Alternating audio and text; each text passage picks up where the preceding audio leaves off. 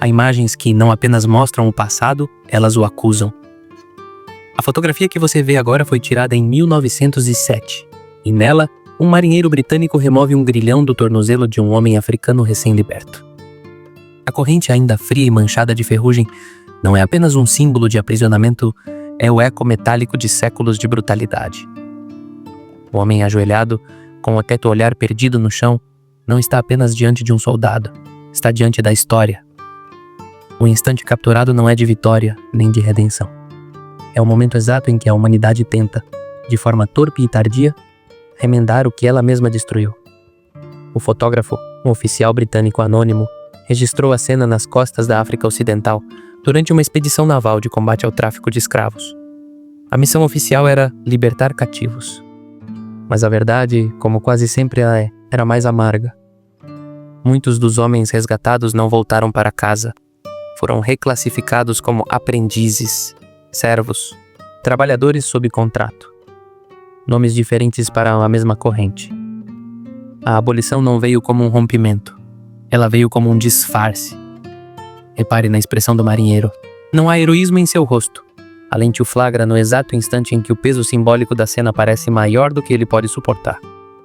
Ele segura o grilhão como quem segura uma serpente prestes a atacar, desconfortável, incerto, impotente diante do horror que representa. Essa fotografia sobreviveu mais de um século, escondida em arquivos navais britânicos, até ser redescoberta e publicada pelo Rare Historical Photos. E desde então, tornou-se uma ferida aberta em nossa memória coletiva. Porque ela não mostra apenas o fim de uma era, mostra a hipocrisia com que o mundo se olhou no espelho pela primeira vez. Enquanto o homem ajoelhado encara o chão, há algo de profundamente humano e trágico acontecendo ali.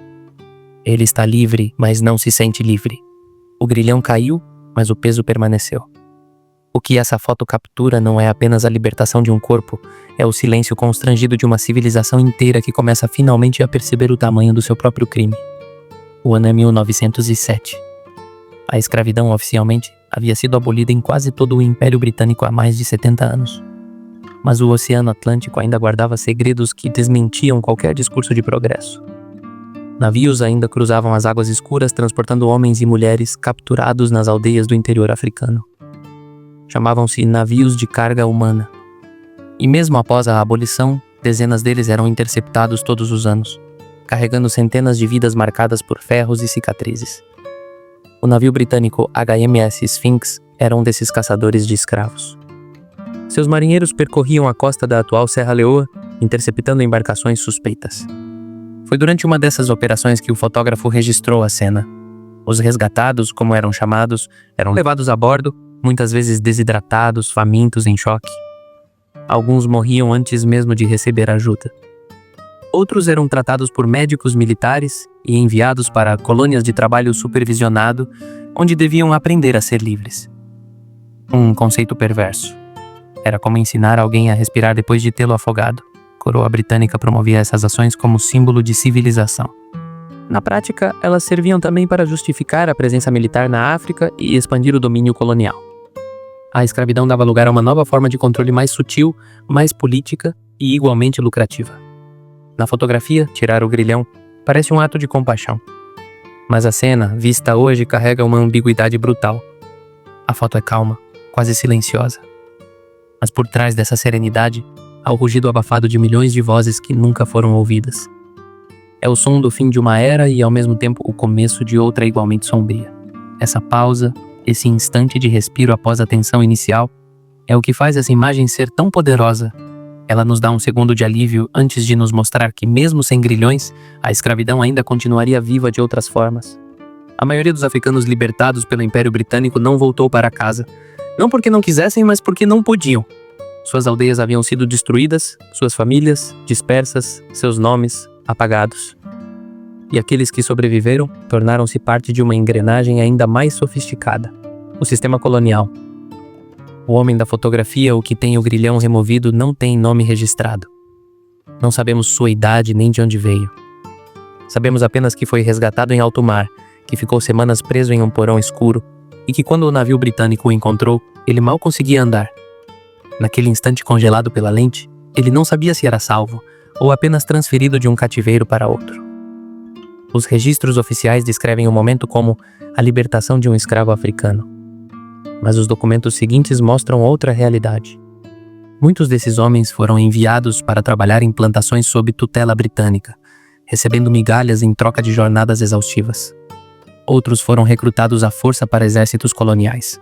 Alguns fotografados e estudados como exemplos de tipos raciais, exibidos em relatórios científicos que tentavam justificar a dominação branca. A foto, então, ganha um outro significado. O marinheiro que retira o grilhão representa o império, e o império nunca ajoelha de verdade. Seu gesto é calculado, teatral, político. Ele encena a redenção, enquanto a máquina da exploração continua girando. Essa ambiguidade é o coração do choque. Porque o que parece uma cena de libertação é, na verdade, o retrato de um novo aprisionamento. Um aprisionamento que troca o ferro pelo contrato, a chibata pelo salário, a senzala pela colônia. E o mais cruel, essa imagem foi usada por décadas em jornais e relatórios britânicos como prova de benevolência. Um cartão postal moral, um troféu da civilização. Mas para quem olha com atenção, é impossível não ver o que está realmente ali. O olhar de quem entende que a corrente pode ter caído, mas o mundo ainda continua acorrentado. A fotografia que vimos é mais do que um registro. É uma lente para o que permanece invisível na história oficial. O homem cujas correntes foram removidas não é apenas um indivíduo. Ele é um símbolo das vidas roubadas, dos nomes apagados, dos corpos que o mundo preferiu ignorar. Quando olhamos para eles, no tempo vemos a brutalidade sistemática que atravessou séculos e ainda ressoa hoje. Cada linha no corpo do homem, cada sombra na fotografia, é um lembrete do preço da liberdade tardia. E cada olhar ao redor dele silencioso, distante, revela a complexidade de uma humanidade dividida entre poder e impotência. Esta fotografia nos lembra que a história não é feita apenas pelos vencedores, mas também pelos silenciados. E que mesmo quando a corrente é quebrada, o peso dela permanece gravado na memória coletiva, em nossa consciência, em cada narrativa que tentamos contar. O som da corrente já não existe, mas o seu eco permanece. Se você escutar atentamente, pode sentir a brutalidade de séculos de silêncio, a persistência de injustiças que nunca receberam fotografia ou nome. O homem na imagem, agora livre do ferro, nos observa. Não há sorriso nem vitória, apenas uma presença que exige que reconheçamos a verdade do passado. O marinheiro que removeu a corrente, por mais que tenha agido, permanece prisioneiro de um sistema que definiu a liberdade como privilégio e não como direito. Essa fotografia não é apenas um registro, é um aviso. Ela nos confronta com o dilema de nossas próprias interpretações da história, com a dificuldade de separar gesto de opressor de gesto de compaixão. E nos lembra que a liberdade, quando entregue apenas como ato de misericórdia de um sistema injusto, nunca é completa. No fim, o ferro repousa silencioso, mas a memória continua ativa, exigindo reflexão, respeito e lembrança. Toda vez que alguém olha para esta fotografia, ela revive não como simples imagem, mas como testemunha do que a humanidade fez e do que ainda precisa enfrentar. Porque o passado não termina com a quebra de uma corrente. Ele persiste latente até que escolhemos enxergá-lo.